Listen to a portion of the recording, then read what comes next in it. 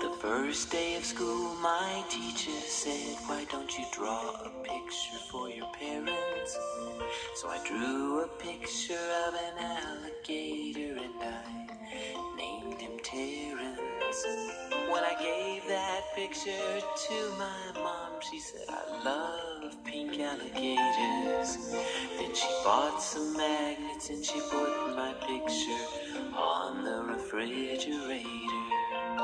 And she said she put it there so that everyone would see how much she liked my picture and how proud she is of me.